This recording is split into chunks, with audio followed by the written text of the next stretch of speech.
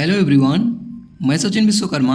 आज के इस वीडियो में मैं आपके लिए बीएससी एग्रीकल्चर सिक्स्थ सेमेस्टर के manure fertiliser and soil fertility management के कुछ इंपॉर्टेंट ऑब्जेक्टिव क्वेश्चंस लेकर आया हूं जो कि प्रीवियस ईयर में पूछे गए थे। तो आइए इन क्वेश्चन को देखते हैं। इसका वीडियो पाने के लिए आप हमारे टेलीग्राम चैनल को ज्वाइन कर सकते हैं और चैनल पर पहली बार आए हैं तो चैनल को सब्सक्राइब करना मत भूलिएगा, क्योंकि हमारे चैनल पर आपको ऐसी वीडियोस प्रोवाइड कराई जाती हैं। पहला क्वेश्चन है, अच्छी जल निकास वाली मृदाओं में उगने वाली फसलें नाइट्रोजन को किस रूप में लेती हैं? Which form of nitrogen is taken up by plant growing in well drained soil? Option A है नाइट्रेट, ऑप्शन बी है नाइट्रोजन यानी N2, ऑप्शन बी है NH4 अमोनियम और ऑप्शन डी है उपयुक्त सभी। तो अच्छी जल निकास वाली जो मृदाएँ होती हैं वो नाइट्रोजन को नाइट्रेट के रूप में ज़्यादा लेती हैं, ज़्यादा फॉर्म में नाइट्रेट के रूप में ली जाती हैं। और कुछ कुछ परिस्थितियों में, जैसे कि जलमग्न अवस्था में वाटर लॉक्ड सॉइल में धान एवं जो कपास अधिक पानी चाहने वाली जैसे धान गन्ना आदि फसलें होती हैं उनमें अमोनियम के रूप में ली जाती हैं। अगला क्वेश्चन है, 69 किलोग्राम यानी 69 किलोग्राम नाइट्रोजन की पूर्ति के लिए यूरिया की कितनी मात्रा की आवश्यकता होगी? For supplying 69 kg nitrogen how much urea will be required? Option A है 200 किलोग्राम, ऑप्शन बी है 100 किलोग्राम, ऑप्शन सी है 150 किलोग्राम और ऑप्शन डी है 50 किलोग्राम। तो 69 किलोग्राम यूरिया में जो नाइट्रोजन की पूर्ति के लिए जो यूरिया की मात्रा की आवश्यकता है उसको निकालने के लिए आपको 69 में गुणा करना पड़ेगा 2.17। किसी भी चीज़ में जितने भी किलोग्राम यूरिया की मात्रा निकालनी हो आप उसे 2.17 से गुणा कर दीजिए। तो यहाँ पर 69 इंटू 2.17 से गुणा करेंगे तो यहाँ पर आ जाएगा 149 पॉइंट करके कुछ आएगा, जो कि लगभग 150 किलोग्राम 150 किलोग्राम के बराबर होगा। तो इसका आंसर हो जाएगा 150 किलोग्राम। अगला क्वेश्चन है, केंद्रीय उर्वरक गुणवत्ता नियंत्रण एवं प्रशिक्षण संस्थान स्थित है? Central fertiliser quality control and training institute is situated at? Option A है लखनऊ, ऑप्शन बी है बेंगलुरु, ऑप्शन सी है कर्नाटक और ऑप्शन डी है फरीदाबाद में। तो जो केंद्रीय उर्वरक गुणवत्ता नियंत्रण एवं प्रशिक्षण संस्थान central fertiliser quality control and training institute है, ये स्थित है कर्नाटक में। ऑप्शन सी इसका करेक्ट है। ये कहाँ पर स्थित है? कर्नाटक में, ध्यान रखिएगा कर्नाटक में। अगला क्वेश्चन है, उर्वरक नियंत्रण आदेश किस वर्ष लागू हुआ? Fertiliser control order established in which year? Option A है 1957 में, ऑप्शन बी है 1955 में, ऑप्शन सी है 1986 में और ऑप्शन डी है 1950 में। तो जो उर्वरक नियंत्रण आदेश है ये आपका लागू हुआ था 1957 में। कौन से सन में? 1957 में। 1957 में क्या लागू हुआ था? Fertiliser control order. इसे बहुत ही ज़्यादा इंपॉर्टेंट है, तो इसे आप लोग अच्छे से याद करिएगा। जो फर्टिलाइजर कंट्रोल ऑर्डर है, उर्वरक नियंत्रण आदेश है, ये 1957 में इस्टेब्लिश हुआ था, लागू हुआ था। अगला क्वेश्चन है, यूरिया में अधिकतम कितने प्रतिशत बायूरेट होना चाहिए? What is maximum permissible limit of biuret in urea? Option A है 1%, बी है 1.5%, सी है 2% और डी है 2.5%। तो जो यूरिया है इसमें ज़्यादा से ज़्यादा बायूरेट की मात्रा 2.5% हो सकती है। अगला क्वेश्चन है, ठोस उर्वरक को बुआई या बुआई से पहले खेत में फैलाने की क्रिया को कहते हैं? Spreading of solid fertilizer over the entire field before or at sowing time is called? ठोस उर्वरकों को बुआई या बुआई से पहले खेत में फैलाने की क्रिया क्या कहलाती है? ऑप्शन ए है बेसल ड्रेसिंग, ऑप्शन बी है टॉप ड्रेसिंग, ऑप्शन सी है साइड ड्रेसिंग, ऑप्शन डी है बैंड प्लेसमेंट। तो जो ठोस उर्वरक होते हैं उसको खेत में फैलाना बुआई के समय या बुआई से पहले उसे कहा जाता है बेसल ड्रेसिंग। ऑप्शन ए इसका करेक्ट होगा। इसे बेसल ड्रेसिंग कहा जाता है। बेसल ड्रेसिंग मतलब बुआई या बुआई के समय खाद को, ठोस उर्वरकों को खेत में फैलाना। अगला क्वेश्चन है, सिंगल सुपर फास्फेट बनाने के लिए रॉक फास्फेट की क्रिया निम्नलिखित में से किस अम्ल से कराते हैं? Single super phosphate is produced by reaction of rock phosphate with which of the following acid? यानी ऐसा कौन सा एसिड है जिसे हम लोग सिंगल सुपरफेस बनाने के लिए रॉक फास्फेट से अपक्रिया कराते हैं? तो ये है H3PO4। H3PO4 की क्रिया हम लोग कराते हैं रॉक फास्फेट से, तो हमें सिंगल सुपर फास्फेट प्राप्त होता है। अगला क्वेश्चन है, पौधे के लिए आवश्यक सूक्ष्म तत्वों की संख्या है, यानी माइक्रो न्यूट्रिएंट पूछ रहा है। आपने पढ़ा होगा माइक्रो और माइक्रो 2 प्रकार का न्यूट्रिएंट होता है। माइक्रो न्यूट्रिएंट 9 प्रकार के होते हैं, जिसके अंतर्गत आपका carbon, hydrogen, oxygen, nitrogen, phosphorus और पोटेशियम और मैग्नीशियम, सल्फर और कैल्शियम आते हैं। ये 9 होते हैं माइक्रो यानी बृहद पोषक तत्व। और जो सूक्ष्म पोषक तत्व हैं उनकी संख्या है 8। 8 होते हैं iron, nickel, cobalt, zinc, molybdenum, boron, chlorine और मैग्नीज। ये होते हैं आपके 8 सूक्ष्म पोषक तत्व, माइक्रो न्यूट्रिएंट। इसे याद रखिएगा। अगला क्वेश्चन है, कार्य के आधार पर निम्नलिखित में से कौन से तत्वों को मुख्य संरचनात्मक तत्व के रूप में वर्गीकृत किया गया है? Based on function which of the following element are classified as main structural element. कार्य के आधार पर जो फंक्शनल एलिमेंट है, मेन मुख्य संरचनात्मक स्ट्रक्चरल एलिमेंट, ये हैं आपके CHO, कार्बन, हाइड्रोजन और ऑक्सीजन। इन्हें कहा जाता है स्ट्रक्चरल एलिमेंट, संरचनात्मक तत्व। अगला क्वेश्चन है, पौधे में शर्करा के रूपांतरण के लिए कौन सा तत्व आवश्यक है? Which element is essential for translocation of sugar in plant? Option A है आयरन, ऑप्शन बी है मोलिब्डेनम, ऑप्शन सी है बोरान, ऑप्शन डी है जिंक। तो जो शर्करा के रूपांतरण के लिए आवश्यक तत्व है वो है आयरन यानी Fe जो है शर्करा के रूपांतरण के लिए आवश्यक होता है। अगला क्वेश्चन है, निम्न में से एक मृदा अवयव नहीं है। विच of the following is not component of soil?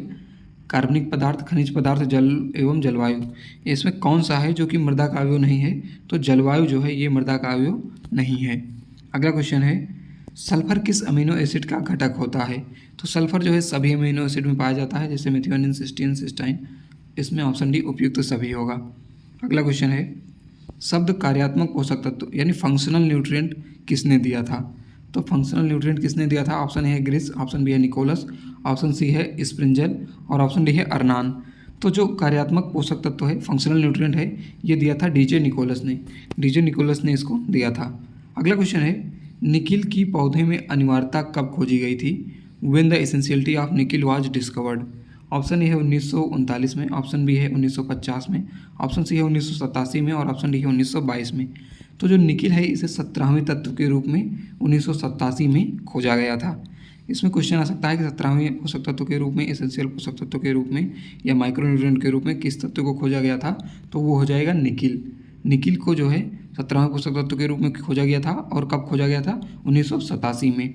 अगला क्वेश्चन है, मृदा में कौन सा आयन ज़्यादा गतिशील होता है? Which ion is highly mobile in soil?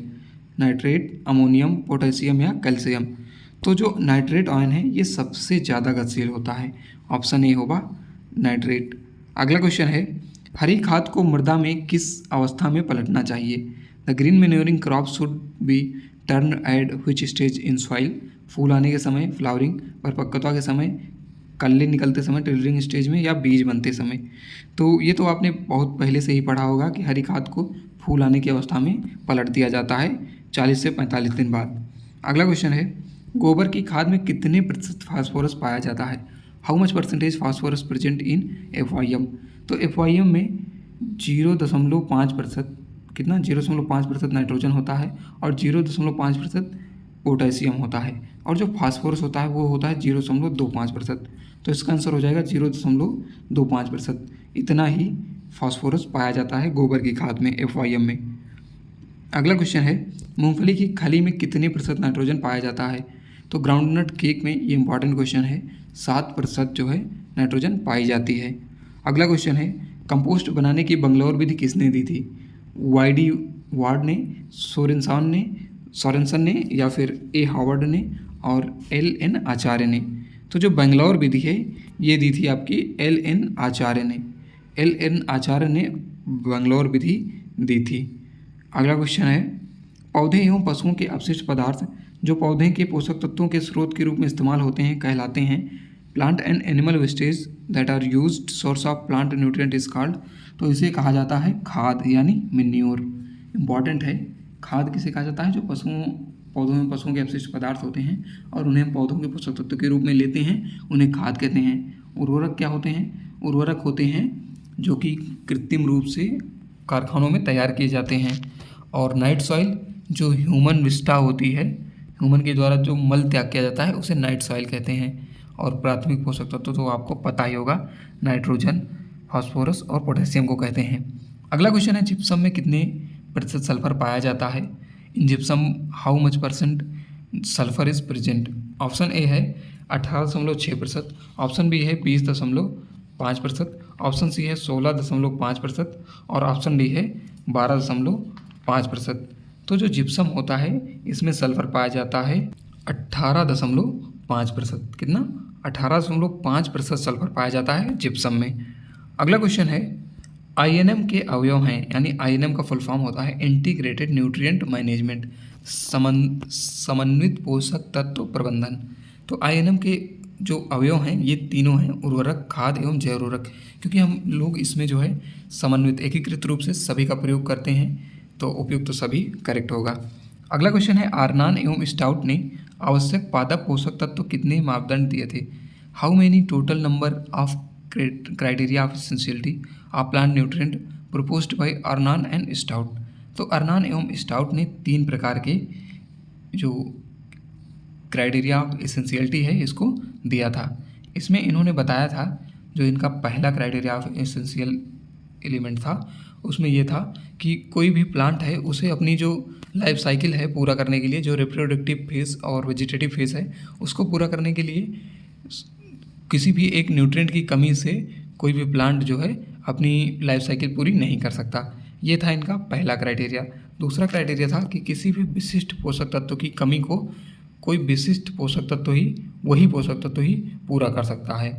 और तीसरा था एलिमेंट जो होते हैं वो सीधे रूप से पौधों की मेटाबॉलिक क्रियाओं में इन्वॉल्व होते हैं। तो ये 3 था क्राइटेरिया ऑफ एसेंशियलिटी जो कि आर्नान एवं स्टाउट के द्वारा दिया गया था। और ये कब दिया गया था ये भी पूछ लिया जाता है, तो ये दिया गया था 1939 में, 1939 में। अगला क्वेश्चन है द्वितीय आवश्यक पादप पोषक तत्व कौन सा है? Which of the secondary essential पोषक तत्व। तो कैल्शियम एवं मैग्नीशियम एवं सल्फर ये द्वितीय पोषक तत्वों के कहे जाते हैं, तो इसमें ऑप्शन है सल्फर, यही होगा क्योंकि ये सभी जो है माइक्रो न्यूट्रिएंट हैं। अगला क्वेश्चन है उर्वरक जिसमें एक पोषक तत्व पाया जाता है कहलाता है?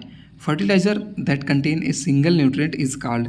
ऑप्शन ए है संकुल उर्वरक, ऑप्शन बी है सरल उर्वरक, ऑप्शन सी है मिश्रित उर्वरक और ऑप्शन डी है एमाइड उर्वरक।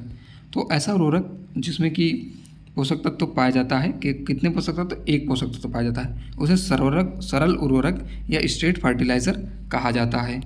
अगला क्वेश्चन है निम्नलिखित में से कौन सा नाइट्रोजनी उर्वरक उदासीन प्रकृति का होता है? Which of the following nitrogenous fertiliser is neutral in nature. Option A है अमोनियम नाइट्रेट, ऑप्शन बी है calcium ammonium nitrate, option C है अमोनियम क्लोराइड और ऑप्शन डी है यूरिया। तो जो न्यूट्रल होता है इसे कैल्शियम अमोनियम नाइट्रेट जो है ये न्यूट्रिएंट होता है, नाइट्रोजनस फर्टिलाइजर है, इसमें इसे कहा जाता है किसान खाद। अगला क्वेश्चन है अमोनियम सल्फेट में कितने प्रतिशत नाइट्रोजन पाया जाता है? Percent of nitrogen present in ammonium sulphate is. Option A है 13%, ऑप्शन बी है 22%, ऑप्शन सी है 33.5% और ऑप्शन डी है 20.6%। तो जो अमोनियम सल्फेट है इसमें जो नाइट्रोजन का परसेंटेज है ये पाया जाता है आपका 20.6%। ऑप्शन डी इसमें करेक्ट होगा, 20.6% अमोनियम सल्फेट में नाइट्रोजन पाया जाता है। अगला क्वेश्चन है मृदा की विनिर्देश परिस्थिति में फसल पैदा करने की क्षमता कहते हैं, यानी the capacity of soil to produce crop specific system management is called. मृदा गुण, मृदा उर्वरता, मृदा उत्पादकता या मृदा स्वास्थ्य। तो इसे मृदा उत्पादकता यानी सॉइल प्रोडक्टिविटी कहा जाता है। अगला क्वेश्चन है पौधे में लौह तत्व की अनिवार्यता की खोज किसने की थी? Who discovered the essentiality of iron in plant.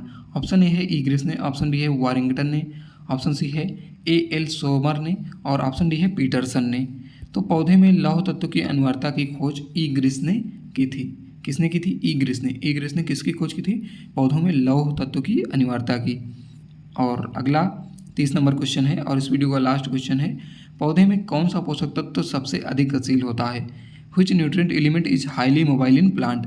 Option A है जिंक, ऑप्शन बी है नाइट्रोजन, ऑप्शन सी है बोरान और ऑप्शन डी है कैल्शियम।